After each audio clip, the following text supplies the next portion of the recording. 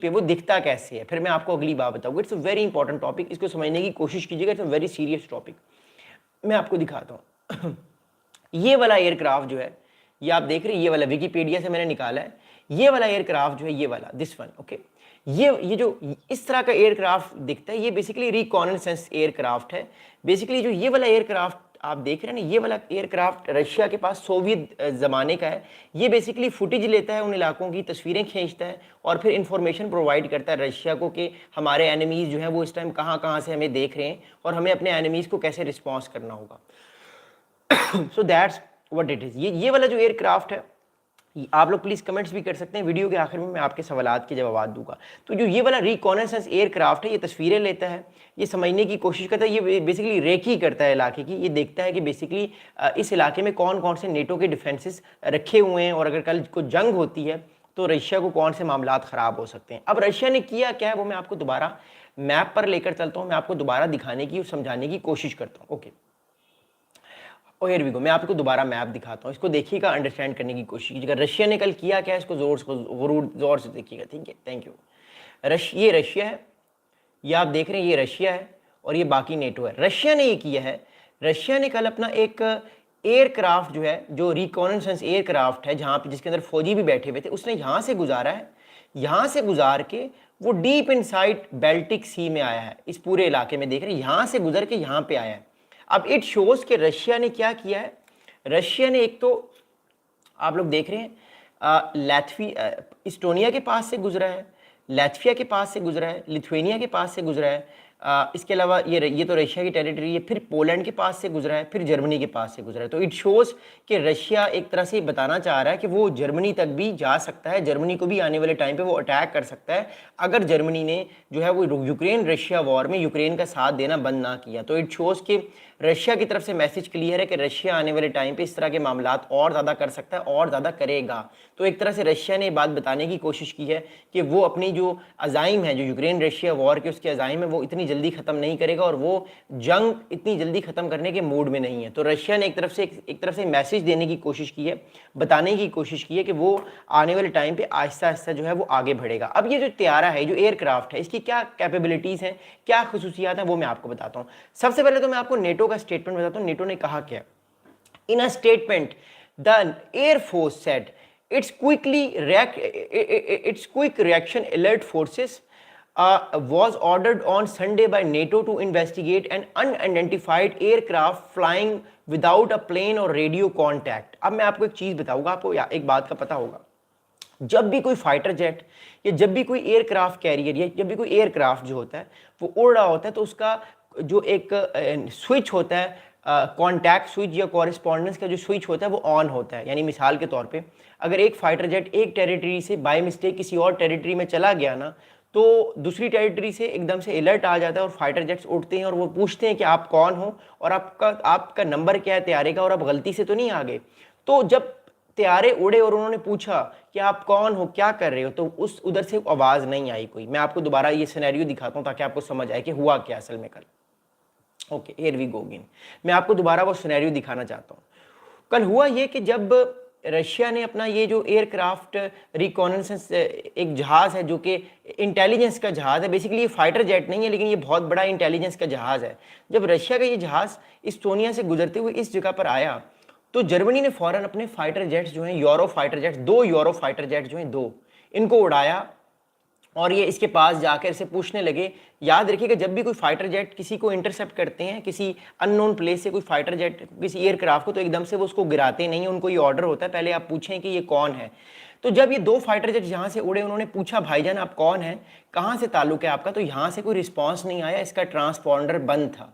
अब इसने क्या किया, जो ही इसने देखा कि ये तो फाइटर जेट्स मेरे पीछे आ गए, तो ये वापस से दोबारा से मुड़ गया और ये मुड़ के वापस रशिया चला गया या किसी और जगह चला गया, ये वापस चला गया, इस इलाके से ये निकल गया। लेकिन जब तक ये इस इलाके में रहा, ये रशिया का इंटेलिजेंस का जो रिकॉनेसेंस का एयरक्राफ्ट जिसके अंदर से ये इन्फॉर्मेशन लेते हैं, ये तस्वीरें खींच रहे होते हैं कि कौन कौन से इलाके में कौन कौन सी फौज बैठी हुई है, तब तक जो है इन्होंने कोई जवाब नहीं दिया। जब ये 2 फाइटर जेट उड़े, 2 यूरो फाइटर जेट जर्मनी की तरफ से जो नेटो के हैं, तब उसने देखा कि ये 2 फाइटर जेट मेरी तरफ आ रहे हैं, तो ये वापस मुड़ के रशिया में चला गया। अब ये कर क्या रहा था, वी डोंट नो क्या कर रहा था, बट हमारे पास जो असेसमेंट है, क्योंकि हम डिफेंस एनालिस्ट हैं, मेरे पास जो असेसमेंट है वो ये है कि इसने बहुत सारे इलाकों की तस्वीरें ली होंगी, बहुत सारे इलाकों को समझा होगा कि स्वीडन में कहाँ कहाँ पे अमेरिका नेटो की फोर्सेस बैठी हुई हैं, पोलैंड में कहाँ कहाँ पे नेटो की फोर्सेस बैठी हुई हैं, अगर हम बेल्टिक सी की बात करते हैं, और इसके अलावा जो है वो जर्मनी में नेटो की फोर्सेस कहाँ कहाँ पर बैठी हुई है। तो एक तरह से वो मैपिंग कर रहा है इस टाइम। आप लोग प्लीज़ कमेंट्स भी करते हैं और डबल टैप भी करते हैं।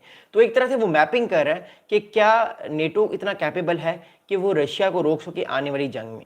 अगली बात आपको बताऊंगा क्या, अगली इंपॉर्टेंट बात याद रखिए क्या, अगली इंपॉर्टेंट बात यह है कि according to the NATO statement, NATO की जो स्टेटमेंट आई है, नेटो की तरफ से कहा जा रहा है कि that aircraft was a Russian IL-20M reconnaissance aircraft. After visual identification we handed over escort duties for the aircraft to our Swedish NATO partners and return to Rostock Laage. अब बात यह है कि जो ही ये बेसिकली इस एयरक्राफ्ट का नाम, के इस जहाज़ का नाम है रशियन IL-20M। अब जो रशिया का IL-20M है, ये सर्वेलेंस का जहाज़ है, ये रिकॉनेसेंस करता है, ये रेकी करता है उस इलाके की और देखता है कि यहाँ पे क्या क्या मूवमेंट हो रही है। वो फिर इन्फॉर्मेशन भेजता है पीछे जो बैक हैंड पे रशिया की मिलिट्री बैठी हुई है, उनको बताता है कि इस टाइम पोलैंड के जो नेवल फोर्स है वो यहाँ पे बैठी हुई है, इस कंट्री की नेवल फोर्स यहाँ पे बैठी हुई है, so that's what it does, और फिर वो एनिमी को इससे एडवांटेज होता है।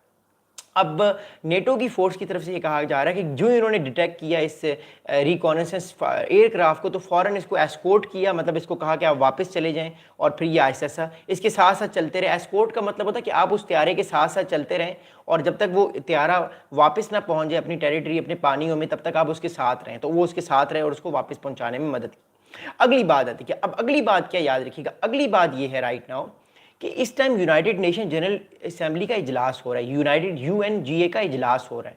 पहली बात तो आपको पता है कि पैलेस्टीन को बहुत सारे कंट्रीज़ ने एक्सेप्ट कर लिया, आज फ्रांस ने भी कर लिया है, लेकिन दूसरी तरफ नेटो का अपना इजलास हो रहा है यूनाइटेड नेशन जनरल असेंबली में। वो क्या हो रहा है वो मैं आपको बताता हूँ। The United Nation Security Council will also convene an emergency session on Monday morning to address Russia's brazen violation of Estonian air space.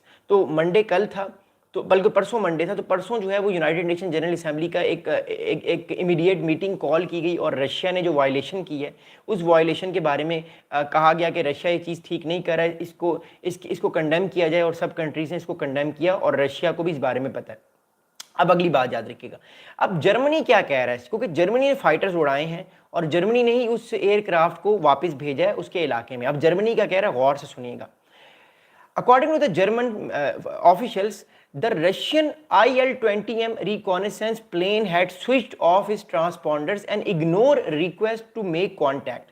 The Eurofighters took off from the Rostock Lach air base to head off to the aircraft as it flew in international airspace. तो Germany ने अपने fighter jets जो हैं वो more importantly उड़ाए, Germany ने जो है अपने फाइटर जेट्स उड़ाए और अपने एयर बेस से वो फाइटर जेट्स उड़ा के जर्मनी ने जो है वो इस एयरक्राफ्ट जो ये एयरक्राफ्ट जो उड़ रहा था इसको वापस भेजा और कहा कि आप वापस चले जाएं। और लेकिन कहा जा रहा है जर्मनी की तरफ से जब इन्होंने कांटेक्ट करने की कोशिश की तो वो कांटेक्ट नहीं किया गया और जवाब में कोई जवाब नहीं आया, साइलेंस था, तो मजबूरन फिर उनको इसको वापस भेजना पड़ा और ये वापस चला गया। अब अगली बात सुनिएगा, बड़ी इंपॉर्टेंट, वो क्या, अगली इंपॉर्टेंट बात ये है कि कहा जा रहा है कि ये रशिया का स्पाई प्लेन है, ये रशिया के लिए स्पाई करता है।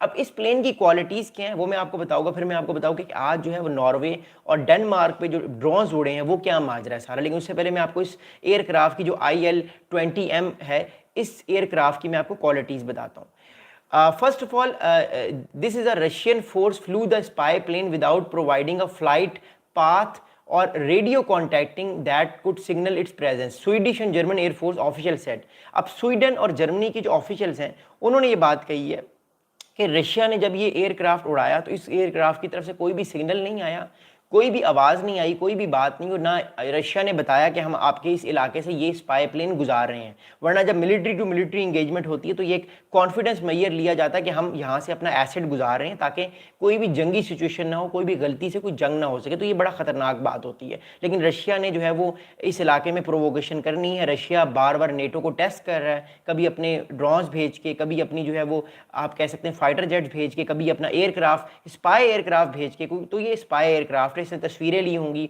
उस इलाके की जहाँ से गुजरा है और डिफरेंट नेटो फोर्सेस का जो बिल्ड